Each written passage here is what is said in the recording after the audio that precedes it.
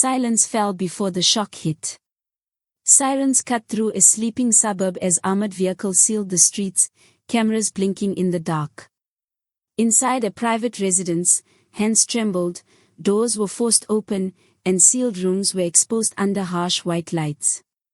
Within hours, whispers turned into panic across political headquarters, newsrooms, and foreign embassies. A 27-year prison sentence was suddenly spoken aloud, not as speculation, but as a looming reality. Officials froze, statements collapsed, and allies went silent. What authorities claimed they discovered that night threatened to fracture an entire political movement. And at the center of it all, one name echoed, just before the truth slipped out of control. The operation began before dawn, when the city was still holding its breath. Police convoys advanced without lights, engines muted, tires rolling slowly across sealed streets. Barricades snapped into place within minutes, cutting off access points as uniformed officers took positions in disciplined silence. Behind drawn curtains, neighbors watched shadows move across walls, sensing that something irreversible was unfolding. The air was heavy, tense, unforgiving. Inside the residence, the tone shifted from silence to controlled force. Doors were open under warrant authority, rooms illuminated by harsh white beams. Private spaces were transformed into evidence zones. Tables filled with labeled bags. Cabinets emptied. Laptops, phones, and external drives were catalogued with precision. Officers spoke in clipped phrases as sealed containers were unlatched, their contents shielded from view but not from consequence. Every movement was recorded. Every second documented. By the time the first vehicle pulled away, information had already begun to leak. Journalists received fragments, anonymous messages, blurred photographs, timestamps. Newsrooms erupted into motion as editors scrambled to verify details that refused to stay contained. Within political headquarters, phones rang relentlessly. Advisors whispered in corridors, voices shaking as emergency meetings were called before sunrise. Initial statements collapsed under contradiction. One spokesperson denied the scale of the raid. Another confirmed it was extensive. The damage was immediate. Supporters reacted with disbelief, some frozen in silence, others breaking down in fear as rumors spread faster than facts. Rivals, watching closely, sensed an opening and began repositioning quietly. Beyond the borders, foreign embassies requested urgent briefings, markets showed signs of unease, and diplomatic channels registered concern without comment. Then, just as official narratives struggled to stabilize, a document surfaced. A leaked inventory list circulated among journalists, itemized, precise, and deeply troubling. It suggested that what had been seized went far beyond routine procedure. As editors prepared headlines and legal teams went silent, one question hung in the air: if this list was real, what else had been taken that no one was ready to acknowledge yet? Fluorescent lights hummed inside the secured evidence facility as sealed boxes were wheeled down narrow corridors under armed supervision. Each container carried a timestamp, a signature, a chain of custody that allowed no mistakes.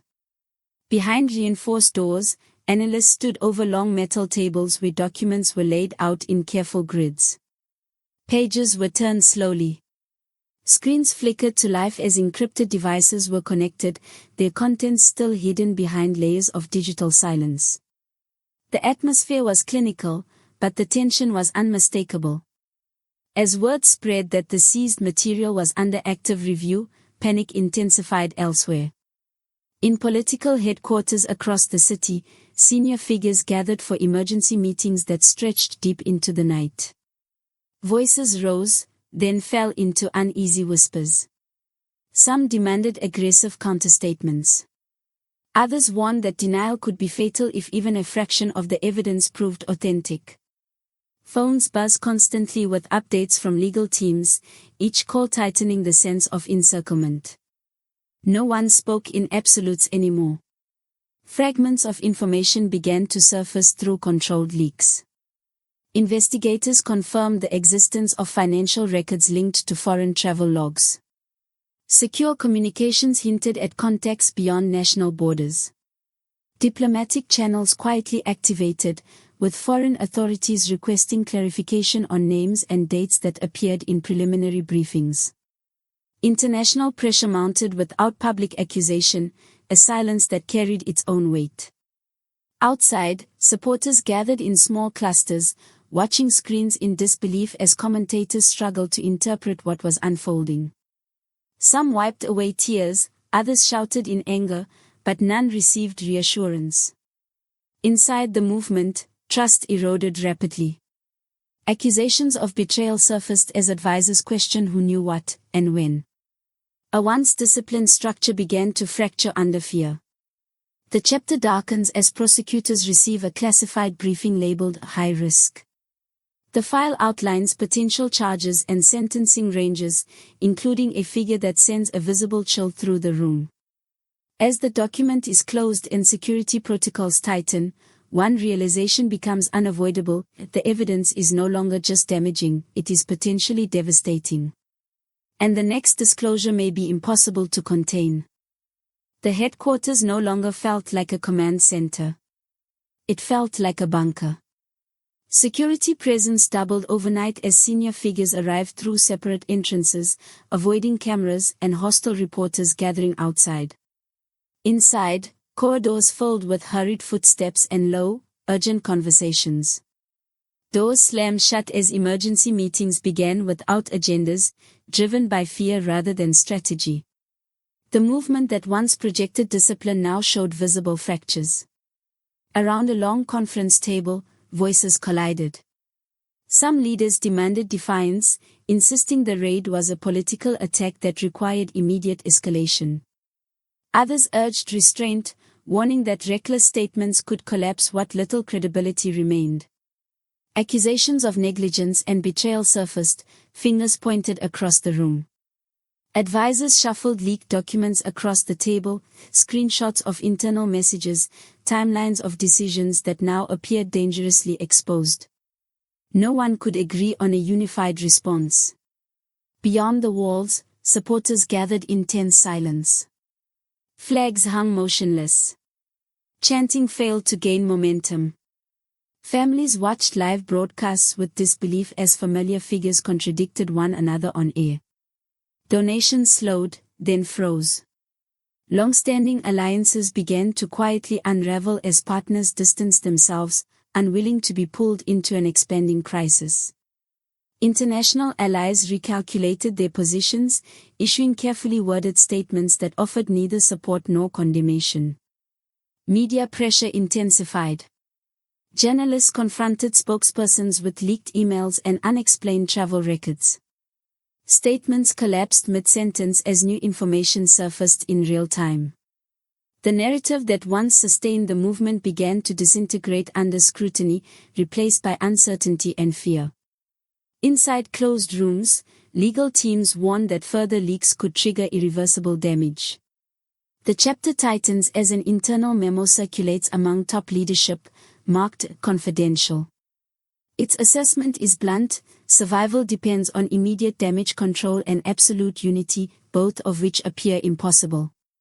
As the document is read in silence, one question lingers, unspoken but undeniable: if the movement cannot hold itself together now, what will happen when the next legal disclosure becomes public? Court buildings shifted into high alert mode as armored vehicles appeared at entrances normally left unguarded. Security checkpoints multiplied, and access lists were quietly revised. Inside prosecutors' offices, blinds were drawn and phones placed face down on desks. Legal teams worked through the night, documents spread across tables, red stamps marking sections that could not be discussed. Every movement suggested that the case had entered a phase from which there would be no retreat. Behind closed doors, strategy meetings grew tense. Prosecutors debated timelines while intelligence briefings warned of potential unrest. Law enforcement agencies coordinated with security services, monitoring online chatter and physical gatherings. The justice system itself appeared under strain, caught between public expectation and political pressure. Any misstep now could ignite chaos. New figures began to emerge from the shadows. Former insiders arrived under protection, their faces tight with fear as they handed over statements and supporting files. Some hesitated before speaking, hands trembling as they described meetings, transfers, and instructions that had once seemed routine. Each testimony added weight to the case, deepening its complexity. International legal experts quietly reviewed excerpts, their assessments transmitted through diplomatic channels that stress seriousness without spectacle. Outside, accusations of bias intensified. Supporters claimed persecution, critics accused authorities of hesitation. The courts became a symbolic battleground, with both sides questioning legitimacy. Meanwhile, rumors of a potential 27-year sentence spread rapidly, whispered in corridors of power and broadcast across screens. The number itself became a weapon, magnifying fear and uncertainty.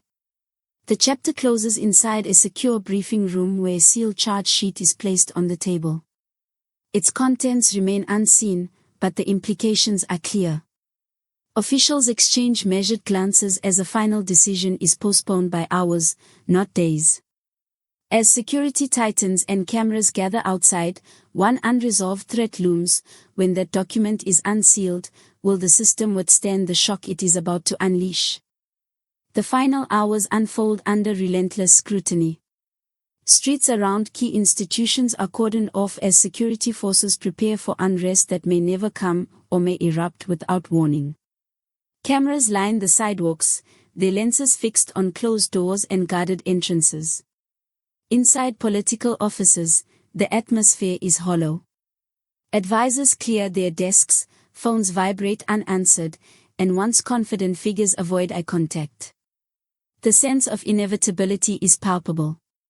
Allies begin to distance themselves with calculated precision. Carefully worded statements replace earlier solidarity, each sentence designed to preserve survival rather than loyalty.